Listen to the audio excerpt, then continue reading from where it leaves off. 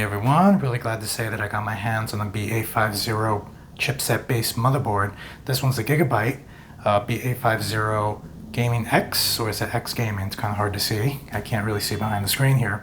But I'm actually going to be doing a unboxing and basically a motherboard overview, installation, build, and also a BIOS overview as well too. This is going to definitely hopefully be the first of a number of reviews on the B850 chipset based motherboards here. So let's go ahead and jump into this, take a look at the motherboard itself, as I said, do an entire build, and check out the BIOS as well too. So let's get to it.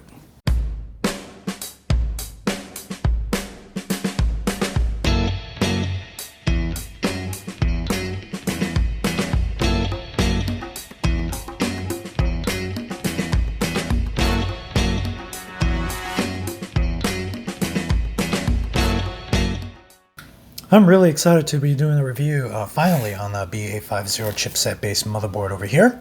Let's go ahead and take a look at the box here of the Gaming X Wi-Fi right over here. Let's go ahead and turn around and take a look at the back as well too, as I always like to do here. You can see a good picture and layout of the entire motherboard itself. Another little picture here looking at the VRM, all the heat sinks. They like to call it thermal armor. It's actually a pretty clever name for it. Little friendly design stuff. Little picture back here of all the USB ports and 2.5 gigabit LAN, again something becoming standard. And again another little picture over here of all the ports in the rear of your backplate I/O shield. So let's go ahead and get this thing opened up. This box is always very interesting. There's nothing in it. MSI usually likes to put the little Wi-Fi antenna separately and maybe some other little cables in here. I guess this is just really for packaging purposes, so the motherboard isn't bouncing around. Here we do have the box within the box layout. I'm going to put this aside for just a moment. Actually, just going to put it on my lap instead of putting it on the floor here. Taking a look over here, looks like we have just some standard little stuff here. No instruction manual. You can go ahead and download that, the PDF, on Gigabyte's website over here. So here we do have two SATA cables. This is something very interesting that I'm going to get to in a little bit. And here is your Wi-Fi antenna. Using that particular connection that Gigabyte has introduced on their motherboards, which is actually very friendly. It doesn't require basically screwing the antennas on, which is really nice to actually see. Here we have a multilingual installation guide. Little paper just giving you a preview of all the B850 based motherboards and B850M as well too, probably mini ATX, and I'm sure there's an ITX motherboard here somewhere. I know one of them is for sure. And basically a little sheet regarding a review for rewards. Here's your board in the anti-static bag, very nice. Always nice to actually keep these and save them. You can never have too many of these.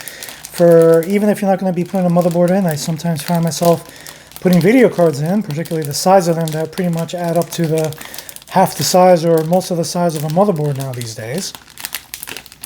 Probably more if you take into account the the slots and the video cards now actually take up.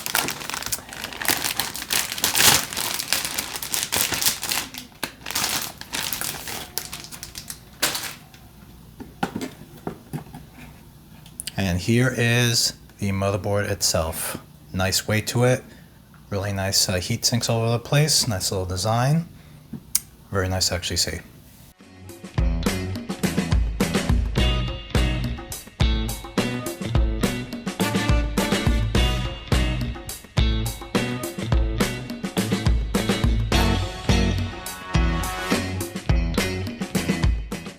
So let's go ahead and do a general overview of the motherboard. Go ahead and try to point out as many little connections here available as I can.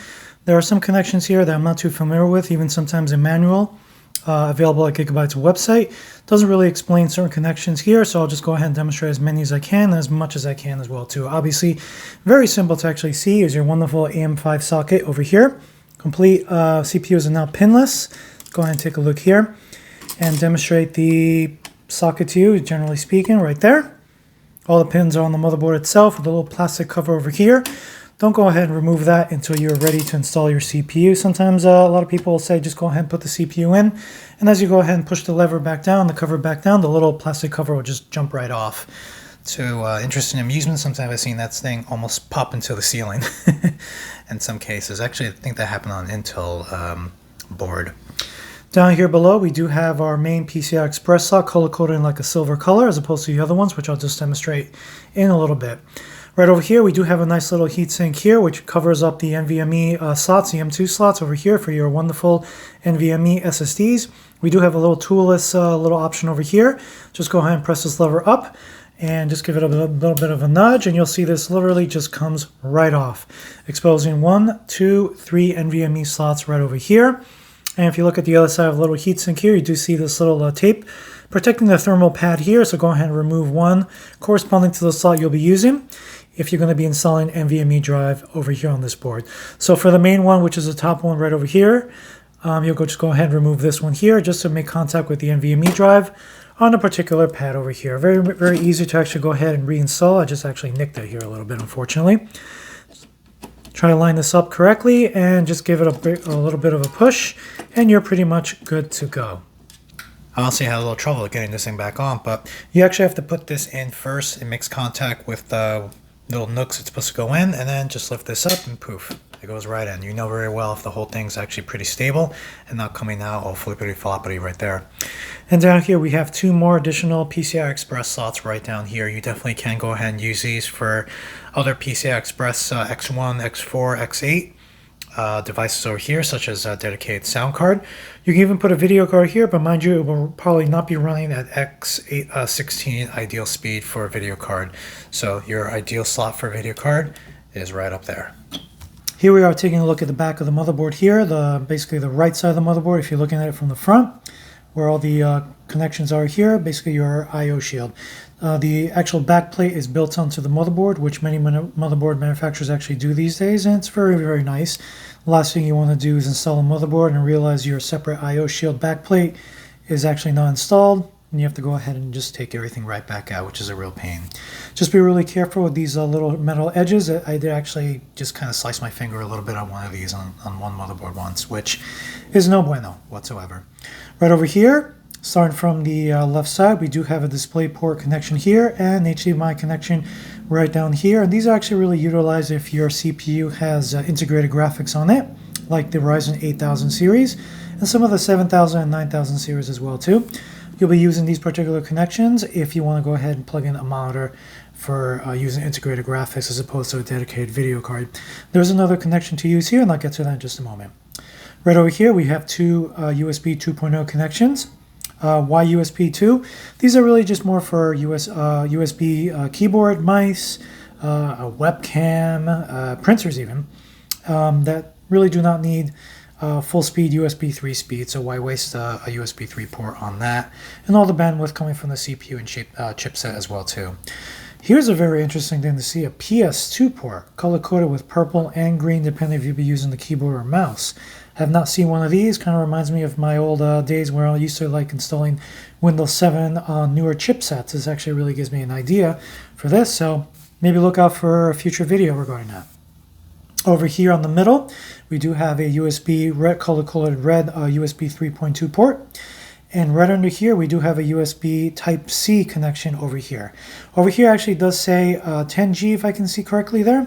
And this can actually be used as another monitor connection as well too, as a DP connection. If your monitor does have the USB-C connection on it, or you do have an adapter to convert to HDMI or DisplayPort, as you see here, you can go ahead and plug in your monitor here to go ahead and use the integrated graphics.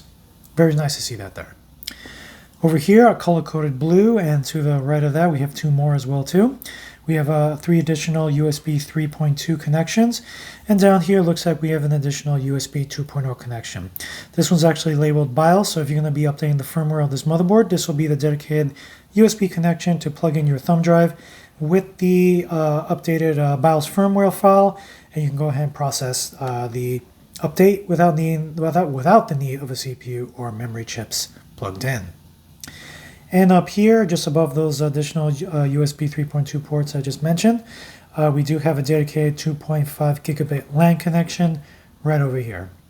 To the right of that, speaking of connections for network, we do have that Wi-Fi connection over here, which actually just uses a very simple connection here from Gigabit. Just bear in mind, even though you're not actually using Wi-Fi, or if you're not planning to use Wi-Fi on your motherboard, but you're planning to use the Bluetooth, you will need a little connection here for the Bluetooth, otherwise the range is going to be very, very low.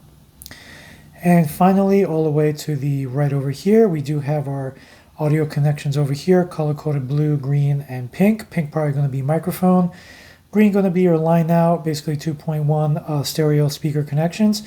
And your blue is probably going to be a line in, or basically another connection here that you can configure to basically take advantage of surround sound speakers. So there is not a dedicated SPDIF connection on this board. Looking at the bottom of the board, on the lower left, we do have basically your front panel audio connection over here. Usually many motherboard manufacturers actually put this connection here, so there you are. A little bit of plastic covering just surrounding it, just to protect it from the pins from getting bent. If your case does have a front panel connection here, which is not too common these days, this will be the connection you'll be using. Right over here, looks like we have some 3-pin, 1 3-pin, 2 RGB connections over here, and 1 4-pin as well too. Looks like an LED connection here, so go ahead and plug in those little cables to light up your case all you want right over here. To the right of that, looks like we do have a little TPM connection here. If you are planning to use, not too common, but if you are planning to use a dedicated TPM module, this is a connection where it's actually going to be connected here.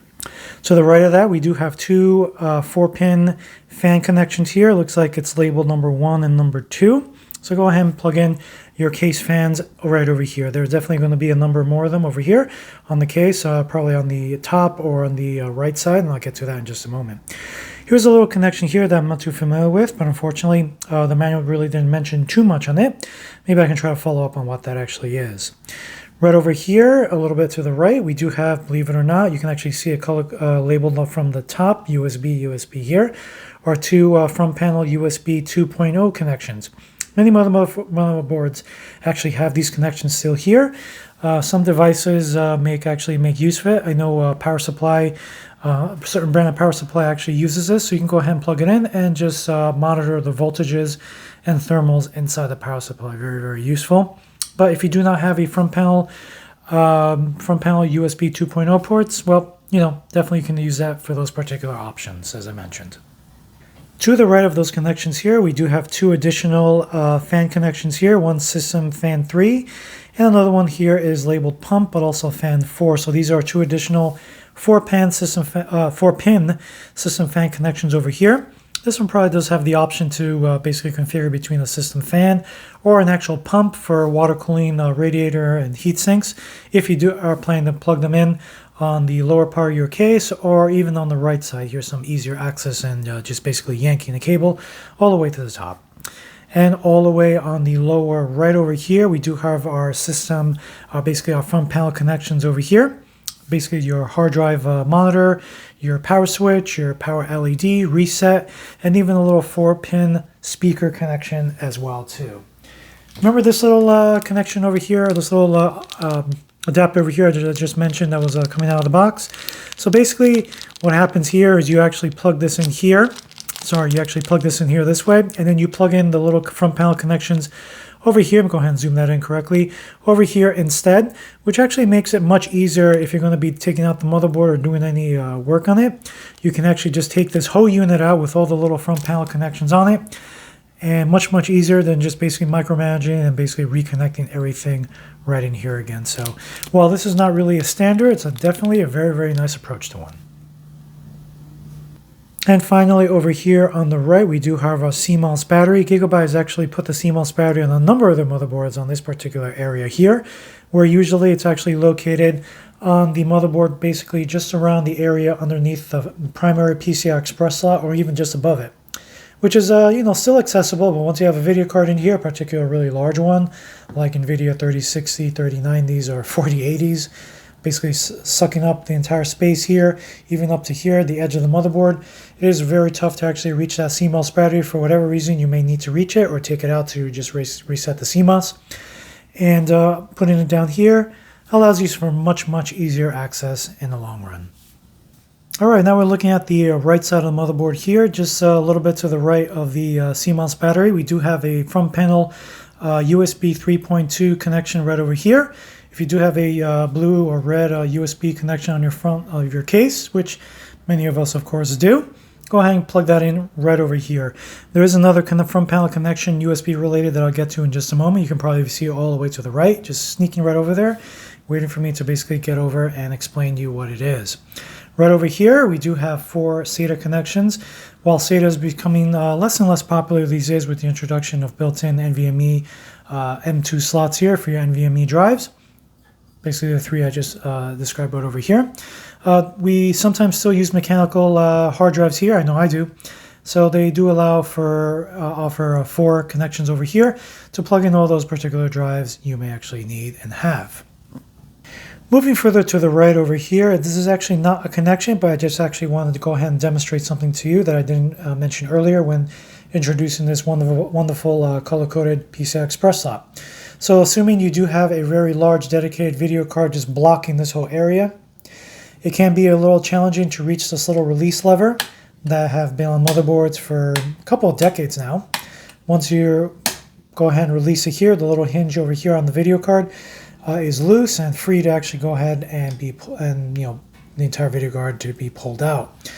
However, getting this little thing down here when everything's blocked can be a little bit of a challenge, forcing us sometimes to use a little like flathead screwdriver to push it down and nicking the back plate of the video card. So many motherboard manufacturers have introduced this little button over here. Just take note over here.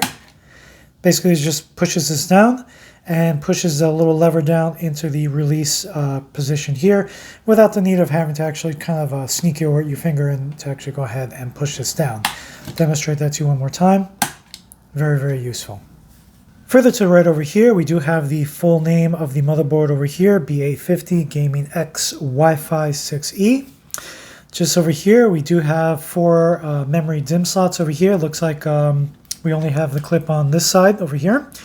And somewhere over here, I think right up here, you can actually see that it does mention the layout that you actually go ahead and install your memory chips if you plan to use dual channel. So basically, your ideal for dual channel layout right is this slot over here and this one right over here. And this little diagram over here will assist you with that. Right down here, not to be missed, right below the DIMM slots is a 24-pin standard motherboard power connection right over here. And this has actually been pretty much a standard for a couple of decades now. Previously a 20-pin, now a 24-pin. Not sure if this will ever actually change. It does actually give power to the entire motherboard, some of the PCI Express slots, and other little items over here. I did go ahead and zoomed in here a little bit. Right down here, while not a connection, these little LEDs over here are actually very useful. When your motherboard is powering on for the first time and it's posting, you do actually see a couple of little colors coming out of these LEDs. You can even see little words down here like VGA, RAM, CPU. If there's a color code like orange or red and it's just stagnant there for the significant amount of time when you're attempting to post, there actually may be an issue with that particular component. So these actually go ahead and have a particular color coded to basically tell you where the motherboard is in the process of posting. And over here, not to be missed, looks like we do have an additional 4-pin RGB LED connection right over here. Apologies. Looks like that's a 3-pin right there. So looking at the top of the motherboard over here, just almost to the center, we do have 2 additional 4-pin fan connections right over here. One of them is actually labeled CPU fan, so that is your dedicated connection for your CPU fan if you plan to use air cooling on this. And over here, it looks like a little optional 4-pin fan connection. It's a little hard to actually see those letters over here, but that's basically another fan connection over here. That's available for you as well too. Definitely a different color coding for the CPU fan, just to distinguish it from the other connections. Over here, we do have a really nice looking heatsink. And take a look a little bit further, all the way to the right of the top of the motherboard. We're going to hit 2 CPU power connections over here. One's an 8-pin and one's a 4-pin as well too. I've been asked a number of times if both of them actually do need to be connected. I always keep saying, well, unless you're planning to overclock or you have a CPU that uses over 200 watts of power, which I don't believe any Ryzen CPU at the moment actually has, you do not really need to use the additional 4-pin, or on another motherboard, the additional 8-pin CPU power connection over here. One 8-pin is more than enough, but if you actually did plug them both in, no big deal. Feel free to just leave them both plugged in as well too. Alright, that is it. Pretty much it for the time being for a little motherboard overview here. I'm going to go ahead and toss in the CPU, heatsink, some memory, get this tossed into a case, put a video card on it, and let's get this thing powered on and take a look at the BIOS as well too. So let's go ahead and hit it. Join me for the build and the BIOS overview as well too.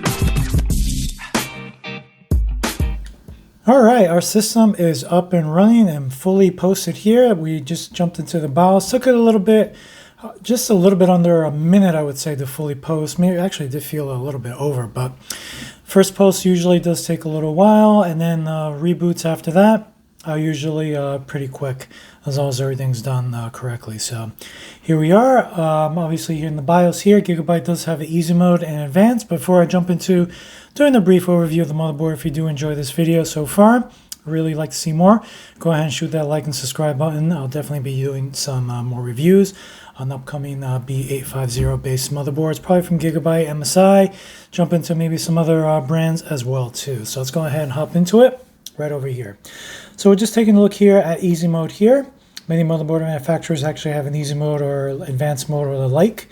Up here we have the full Gigabyte name. Just down here below we do have a couple of buttons here. Help, English, go ahead and jump on help. Give you some options here. Hit some of these F hotkeys over here to jump into these particular settings over here. English, obviously go ahead and change the language. You can actually see a couple of options over here. Load defaults here, just hit F7 to go ahead and load optimized defaults here. I was actually presented with this option once booted into the BIOS here. Gave me an option to go ahead and load optimized defaults and reboot, or load optimized defaults and jump into the BIOS. And basically I just chose one option. Looks like it disappeared, the screen disappeared for a moment, and poof, we were here in the BIOS. Save and exit. Once you're done with your changes, go ahead and F10 or just click here to go ahead and save and reboot your system as seen here. Favorites, go ahead and F1 to go ahead and jump into a favorite here, or just go ahead and create a favorite as well too. And search, go ahead and click here to just go ahead and type into a particular setting. I'll just type in CPU, search, and there's all these options here to just jump into options about regarding the CPU or your search result. Right above here, we do have the option to jump into easy mode or advanced. I'm going to jump into that in a little bit. Up here, go ahead and click here to go ahead and edit the system date and system time as well too. Over here on the left, we have some information here, the full motherboard name, the BIOS version here, currently F1, the full name of the CPU I'm currently using, the Ryzen 5 8400F 6-core processor, total amount of RAM, 64 gigabytes, and the current AGESA version, AGESA, right over here. This actually looks really familiar when you're taking a look at BIOS firmware files. You actually do see this number increasing ever so slightly, so just keep an eye on that as well too when you're updating the BIOS. On the center here, we do have the current CPU frequency, current CPU temperature running at a pretty cool 28 degrees Celsius, current voltage, memory frequency right now, which is actually running lower than the optimized default speeds. I'll jump into that in just a moment. And the full total system temperature right over here at 27 degrees Celsius. Over here on the right, we have basically absolutely nothing. Looks kind of interesting, like something's missing or glitchy. But that's just basically the way it looks. On the lower left over here, we do have DRAM status. We do have our 4 DIMM slots over here. You can actually see the A2 and B2 slots are actually filled with the G.Skill 32 gigabit memory chips right over here. Total of 64 gigs. Down here we have a couple of options here, DDR5 Auto Booster, and here's the XMP Expo profile, which is currently disabled. I would actually go ahead and select XP M1 to go ahead and enable the optimized memory frequency here and clock settings and whatnot for the memory I currently have installed here. On the middle, it looks like we do have the current CPU fan speed, 1700 RPM. Here's that little fan, 4-pin fan connection, CPU optical or optional. That's currently not connected to anything, so right now it's connected to NA. And down here we do have a Smart Fan 6 button right over here. Just go ahead and engage it.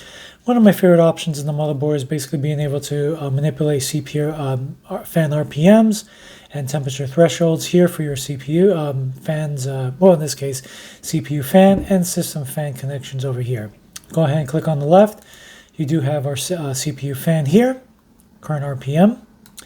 And I do have 2 system fan connections running at a pretty low RPM, so I can actually go ahead and manipulate to increase that. System fan 1 and 2 are currently connected here. And you can actually go ahead and manipulate these to basically go ahead and manipulate the thresholds that the fan's temperature must hit to increase the fan speeds down here. You can actually go ahead and manipulate these down here as well too. Or even manually automatically have them tuned to go ahead and select that there as well too. There's some options here on the right over here, as you can see. And also enable or disable system fan warnings or CPU fan warnings as well too, in case there's a failure here as well. Further on the right, we do have anything currently connected to PCI Express slots. We actually do see our video card right over here. A little bit age running at PCI Express Generation 3 at X16, but there we go, right there. And further on the right, we do have our boot sequence. I actually did not connect any SATA drives or NVMe drives into this particular motherboard, so there's currently nothing listed here. Down here below, looks like we have some options over here for CSM support, resize bar support, which is currently enabled. Q-Flash right over here if you want to go ahead and you have your thumb drive plugged in and engage the BIOS update utility, which is Q-Flash. Further on the right, we do have speed info. Go ahead and click there. You see some individual speed info for each memory DIMM slot right over there for each memory DIMM. Down here we do have fast boot, which is currently disabled. Go ahead and enable that. Ultra fast, something to look into. Speed setup over here looks like some more options regarding the. This actually looks to be related to your CPU. Actually, I apologize. Your memory, time and speeds looks like. Multi-theme, not sure what this is. Maybe having to do with the theme basically the BIOS is currently using. And ERP, which is currently disabled. That is pretty much it for easy mode. I'm going to go ahead and click up here for advanced mode.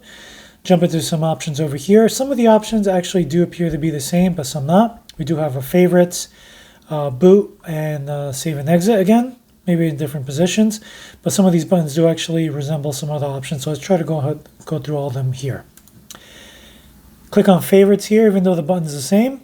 Those actually just give you some little options over here that did appear to be a little different. Correct me if I'm wrong. Maybe actually they did appear to be the same as in easy mode. Tweaker over here. We do see some options here regarding overclocking. Here's some advanced CPU settings, precision boost overdrive, controlling the CPU ratio. Currently set at auto. You can actually go ahead and click here and choose a different ratio here if you want to. I'm actually really curious to go ahead and engage that a little later.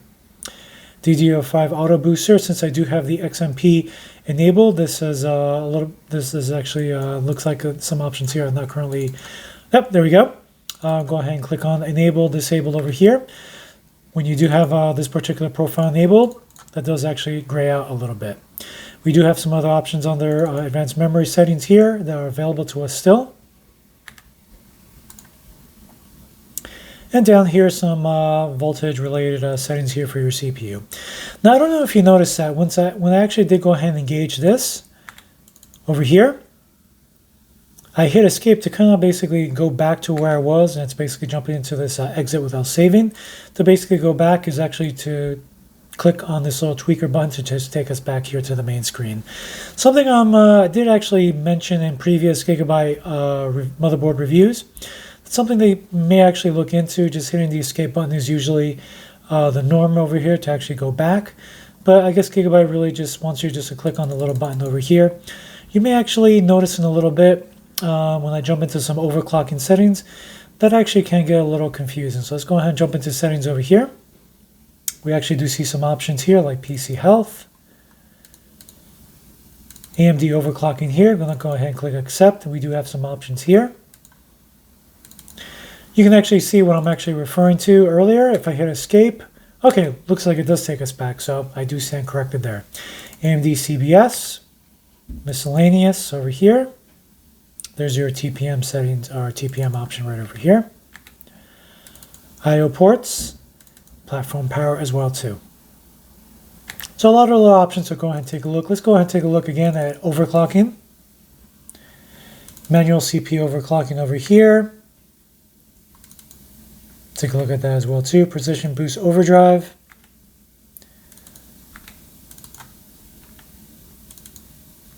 And just a little overview of all the other options and everything you do see once you actually go ahead and click on. Looks like each option here just takes you to one option, with the exception of the last one over here regarding voltage. Looks like there's two options over here. Be really careful, as this warning actually says. If you don't know what you're doing when it comes to overclocking, you could unfortunately potentially damage your hardware. So just be really careful there. Well, what happens if you click on decline? Oh, takes you absolutely nowhere. I did actually notice a little back button over here. Let's see if I do see that option down there when presented over here. No, the little back button is missing there. So Gigabyte, if you can just toss in that little back button over here to just jump back to here, that'd actually be pretty useful. Click on system info. You do see some information over here. Full name of the motherboard, BIOS version, BIOS state, something we don't see in easy mode, BIOS ID. This information down here, system language, full name of the CPU, total amount of memory over here, LAN MAC address, date and time, access level, obviously, plugin info, devices info. Looks like some information here if you do have things connected to your SATA ports, additional items and PCI Express slots beside the video card, and of course your M2 slots for your NVMe drives. Almost looks like a different field here. If you actually do notice, I'm clicking here, hit escape, and looks like I'm in a completely different area than I was in system info. Do you see that? A little bit irritating, but just something to keep in mind. Again, Gigabyte, just something to look into. Maybe perhaps create an area that you actually present the user to reach this particular area. They know they're reaching it, and they know how to reach it as well too. Here's a trusted computing, CPU configuration, IDE configuration, interesting. Some other options here, USB configuration here as well too. I would probably guess it should be under settings, but okay. Gigabyte Utilities download configuration. If I'm correct, I believe if you enable this, once you install your operating system, you'll actually get an automatic prompt to go ahead and download chipset drivers, drivers for all your onboard devices, such as network, audio, and all that good stuff as well too. Feel free to disable that if you plan to go ahead and do this yourself, as many system builders are actually already been accustomed to. Some other information over here, NVMe configuration. Off-board SATA controller configuration as well too, something interesting to look into. Plug-in devices, we already stumbled on that already earlier. Some other options over here, AMD CBS, which I believe we ran into a little bit earlier as well too. So just something to keep in mind once I click here. Scrolling down here, there's another option, speed info, which I think we were presented with a little bit earlier. Under boot, looks like we do have some options here regarding boot settings, fast boot, which I already enabled, and some other little options over here. Let's go ahead and click on secure boot over here. Some other little options over here as well too. And save and exit, obviously we know what this is, but it looks like it does present us with some other options over here, which is exactly what I was looking for earlier. Once you click there, you do have the option to save and exit, exit without saving, load optimized defaults, or save and load profiles as well too. As far as I know, you can actually save and load profiles to your motherboard over here. Don't know if you do have that option to go ahead and looks like we might actually have the option to go ahead and save profiles to a USB thumb drive and go ahead and load it from there as well too. So if you do update the BIOS on this and everything gets wiped out, you will have the option to go ahead and reload those saved profiles off a thumb drive, which is very useful indeed. And of course, on the right over here, we do have the same CPU, memory, and voltage numbers that we did see earlier in easy mode. That is pretty much it for advanced mode here as well too. Pretty easy way to just navigate stuff. Again, just a little nod to Gigabyte. If maybe one day they can actually to get to some particular options, you have to kind of surf some options to actually get to some other options over here.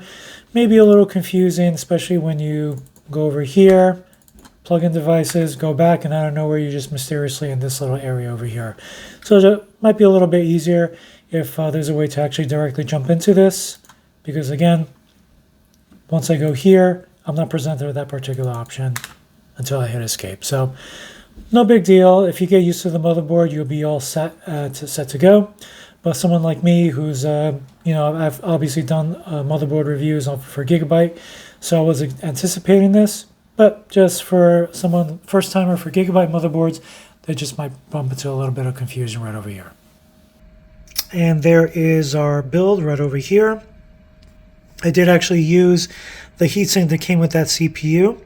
It does not have LED or RGB lighting around it, so unfortunately this area is really sad right over here. But I did notice and wasn't anticipating that it does have that typical Gigabyte kind of LED down here, which is usually set to white. And looks really nice, really gives you a little bit of light over here. Some light also coming from the memory chips. And also this right over here. You can actually see it's actually still set to red. The little RGB LED right over here is actually still lit on red. And that's actually just because I'm still in the BIOS. And once you go ahead and boot into an OS, I believe that light will actually change, completely turn off, or maybe change to a green or a white color. So don't be too alarmed if you're in the BIOS and you do see a red light there. But other than that, the system looks really nice. I did actually clean up the cables a little bit. I don't believe I actually shared that in the video, but it did actually look really nice once everything was fully built together. So far so good. Since it's actually a little quiet, I believe the CPU fan's a little bit on the noisier side if you can actually hear it. But no big deal. Anyway, I hope everyone enjoyed this build. Go ahead and shoot a like and subscribe if you really enjoyed this video. You enjoyed the build, the overview, BIOS overview, motherboard overview, and you would like to see some more reviews as well too. I definitely have some coming up. Thanks again for watching, everyone, and as always, stay safe. Take care. Bye-bye.